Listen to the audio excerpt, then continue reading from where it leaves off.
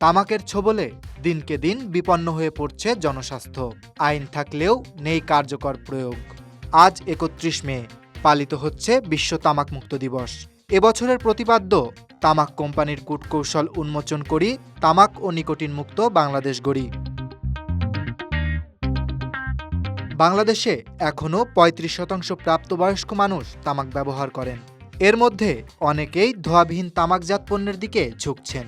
এর ফলে বাড়ছে ক্যান্সার, হৃদরোগ, স্ট্রোক ও কিডনি জটিলতার মতো অসংক্রামক রোগ। আইন অনুযায়ী গণপরিবহন ও পাবলিক প্লেসে ধূমপান সম্পূর্ণ নিষিদ্ধ, কিন্তু বাস্তবতা ঠিক তার উল্টো।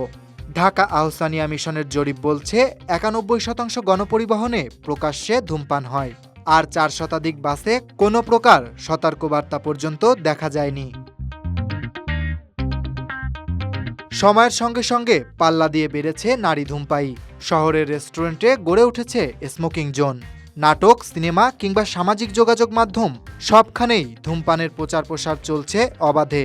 এতে মারাত্মকভাবে প্রভাবিত হচ্ছে তরুণ সমাজ। তামাক কোম্পানিগুলো নানা কৌশলে বাজারে প্রচারণা চালাচ্ছে। এমতাবস্থায় আইন না মানা হলে তরুণ সমাজ চরম ঝুঁকিতে পড়বে বলে মনে করছেন বিশ্লেষকরা।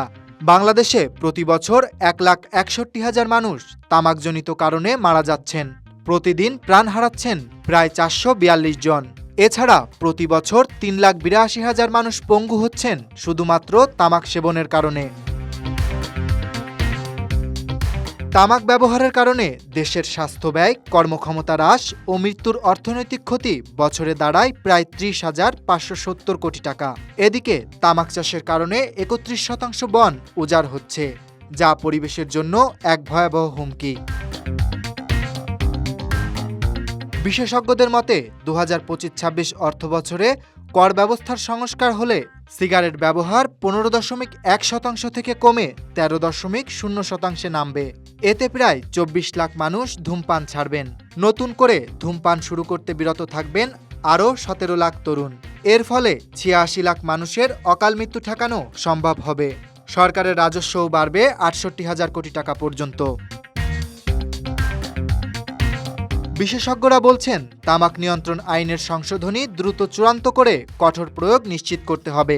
পাবলিক প্লেসে নজরদারি বাড়াতে হবে, গণসচেতনতা কার্যক্রম চালাতে হবে সর্বাত্মকভাবে। Dhaka express news desk.